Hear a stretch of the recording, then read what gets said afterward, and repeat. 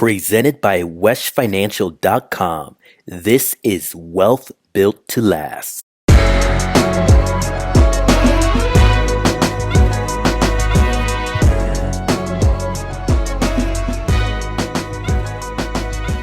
Hey everyone, Marlon Wesh here with Wesh Financial, and welcome to another episode of our Wealth Built to Last show, where we share the time-honored principles of growing, preserving, and transferring personal wealth.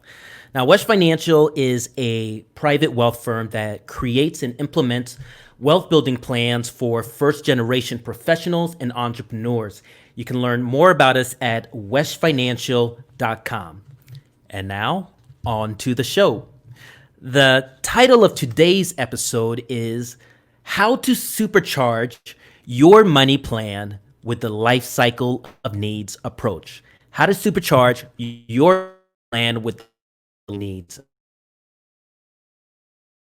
First generation professional or entrepreneur, you know that it's not enough to simply be the first to break through your family's education or income ceiling.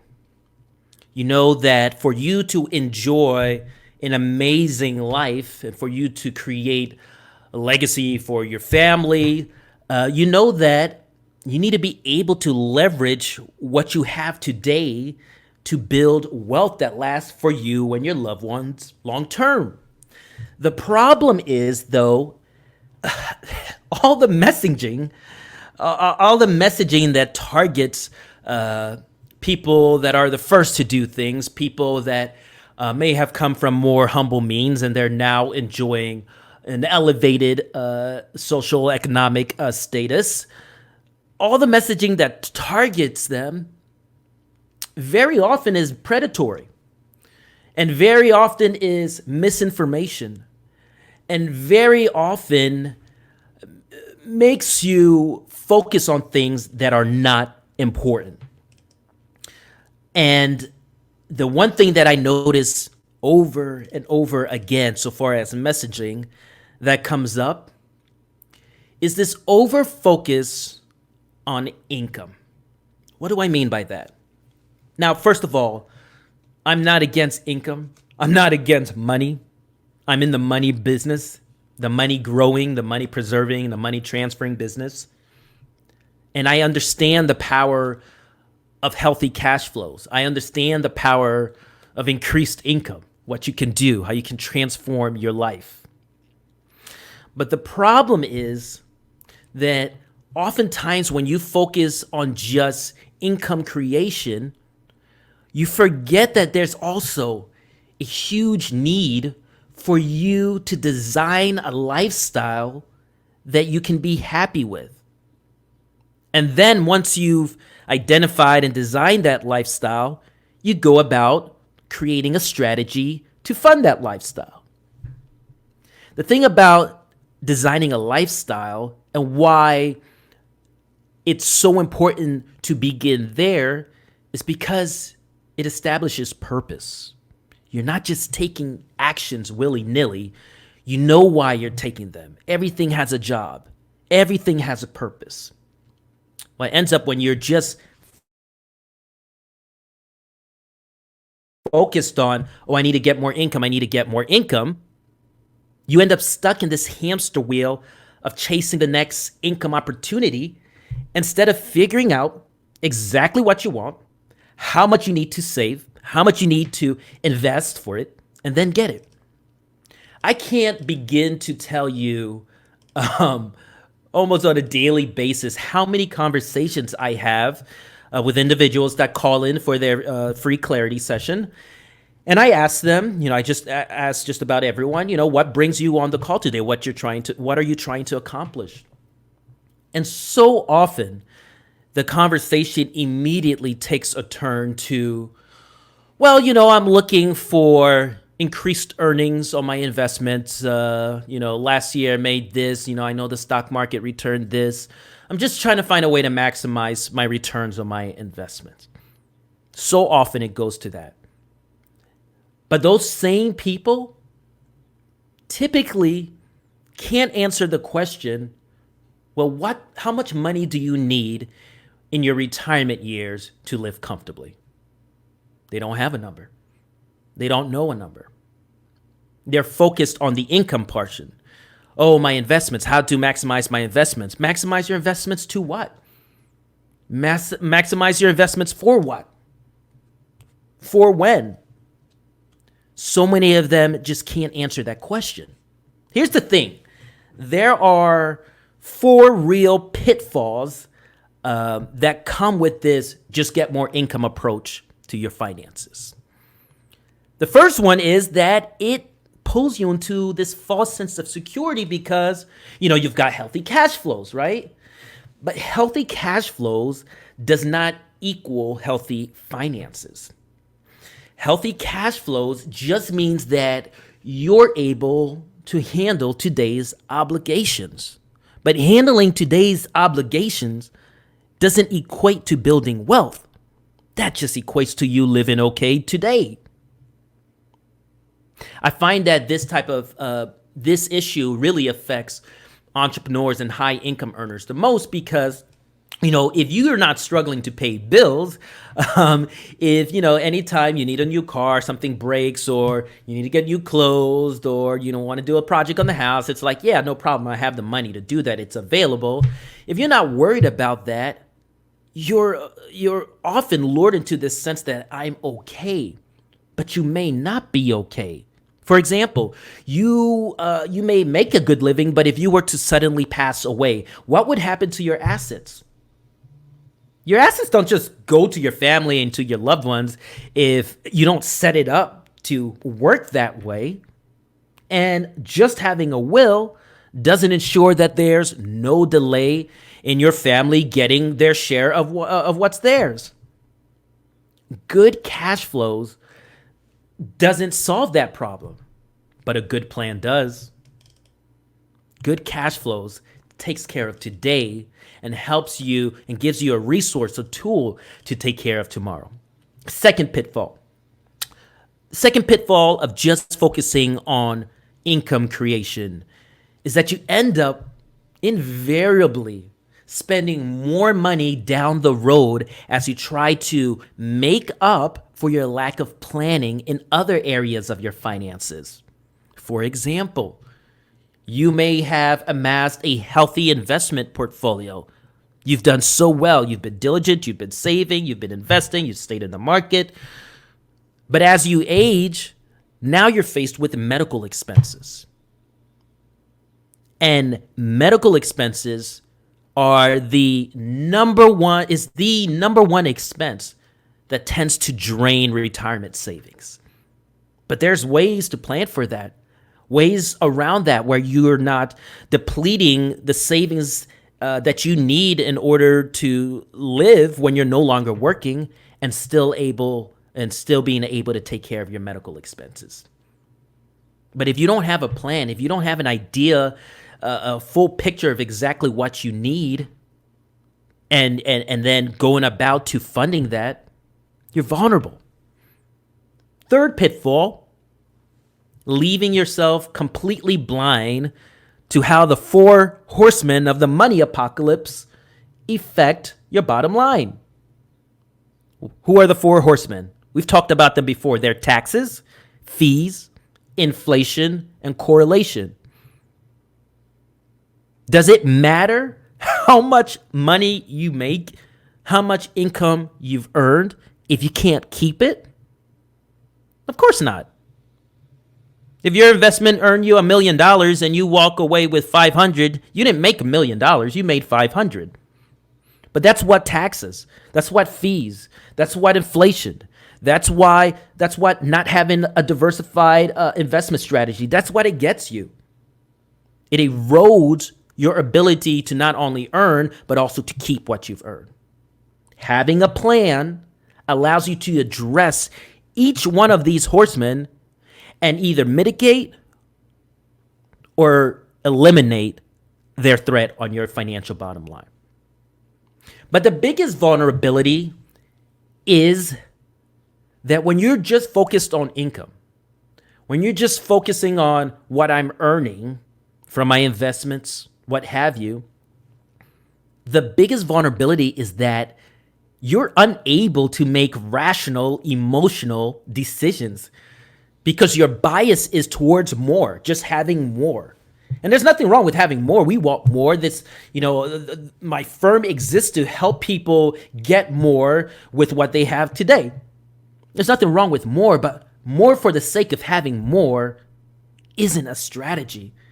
It's an Achilles heel to your finances. Because what ends up happening is that greed starts driving your decision making instead of purpose.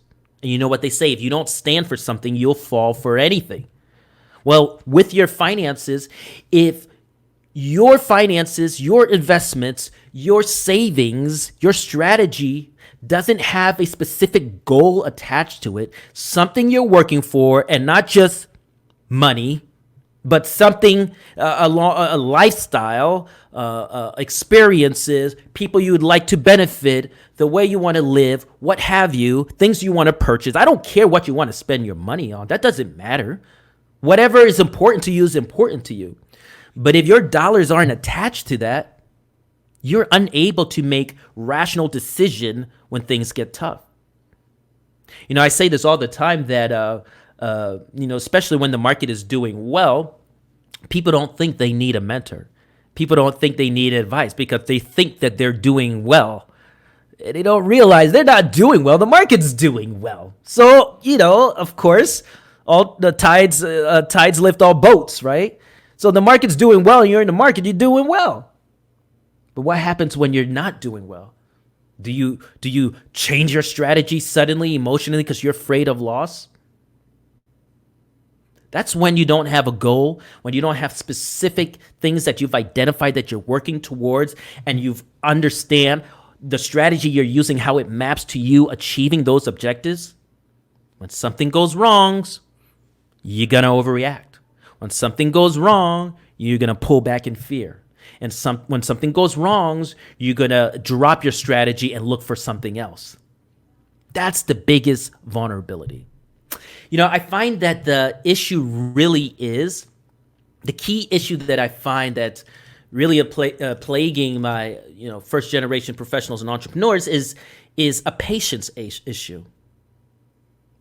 So many of us just don't have patience, which is ironic because when you think about why you're so successful today, it has everything to do with your patience, with your grit, with your stick-to-itiveness, with how much effort you put in over time to be where you are today. But for whatever reason, when it comes to our finances, we feel that success must be enjoyed immediately or else somehow we're in a losing strategy. I'm preaching to myself when I say the next thing. It's not the end of the world if you're not a millionaire by age 30. It's not the end of the world if you're not a millionaire by age 30 or whatever that number is. You want to be a millionaire young. You want to do X amount of things when you're a certain age. There's a false way of thinking, and I've been there. I get it, where you think that you won't enjoy life if things start happening later on in life.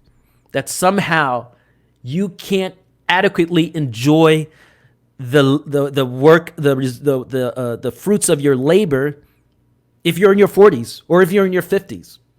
Like that somehow you're decrepit and you're unable to enjoy these things at that time. And that it'll only matter if you are able to do it early and young. Too many of us are chasing returns and chasing, how to make a quick buck, even if you don't term it that way. But when you think about how distracted you are, how scattered you are with different strategies, whether you're pursuing, this strategy and then I want to jump into real estate. And then I want to jump into options and trading. And then I want to jump into this. And then all of this together is going to make me rich by the time I'm 25, by the time I'm 30, by the time I'm 40. If you think and look back at why you're successful today, how focused were you in achieving everything that you've achieved? What makes you think that anything but that same focus, that same level of effort, that same amount of time for you that took for you to enjoy what you're enjoying now, why will that change with your wealth plan? You shouldn't expect it to change, to be any different. Listen, and it shouldn't matter what someone else is earning if you're achieving your goals. Fortunately, my clients, they learn to leverage this life cycle of needs approach, and it allows them to establish, grow, preserve, and ultimately transfer the wealth that they've been building to the people who matter to them. What I love about the life cycle of needs approach is that it's comprehensive. What do I mean by that? Comprehensive, meaning that it takes a look at everything.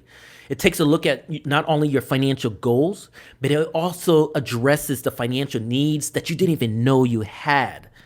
It's also focus, meaning that everything about the strategy has a job. There's a plan for everything. There is a reason for everything. That's what builds the efficiency within your wealth building strategy. The reason, the purpose.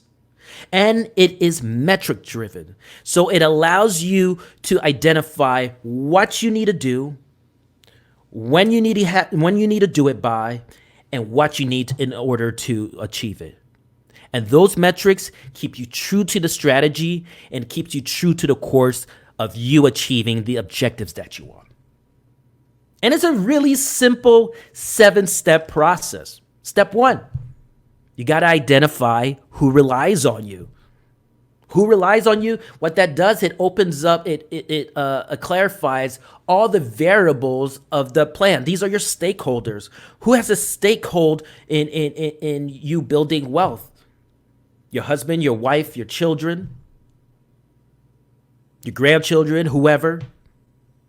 The stakeholders will inform how you move about in building, creating, and implementing this strategy. Step 2 in the life cycle of needs approach.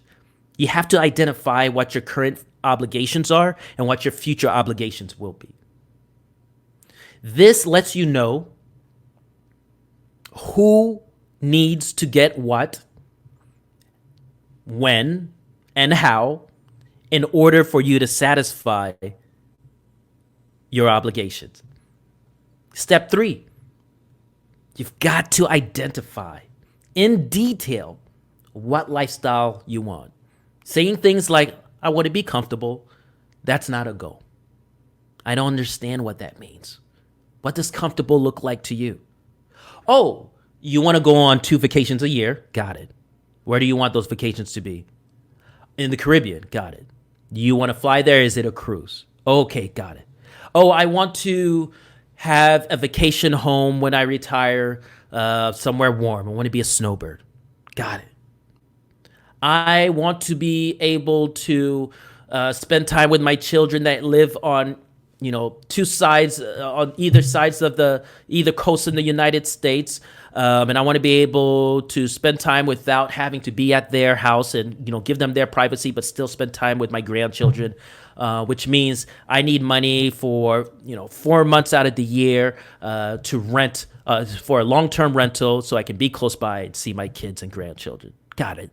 We can put a dollar amount to that, which is our next step. Step 4, put a dollar amount to your goals. Just saying I want a new car, don't know what that means. What is the car? How much does the car cost? Oh, I want to pay for my kids' colleges. I don't know what that means. What college? Is it state? Is it private? Do you want to pay for all of it? Do you want to pay for a partial amount of it? Do you expect your kids to get scholarships? Put a dollar amount on your goals. Step 5, you've got to identify a due date. If you don't identify a due date, you don't know how to structure your efforts in an efficient manner. Set a due date that will tell you how much you need to save today and for how long. Step 6, identify your current resources. You have to get the total picture of where you are. What's the thing that I say all the time? The fastest way to fail in our finances is to stay in the dark about how we spend our money. So identify the money that you have coming in and identify the money that you have going out. Identify how much you have right now to put towards your goals. And if you have a shortfall, if there's some gaps, figure out a way to fill those gaps. And step 7, leverage those current resources that you've identified to meet all of the above.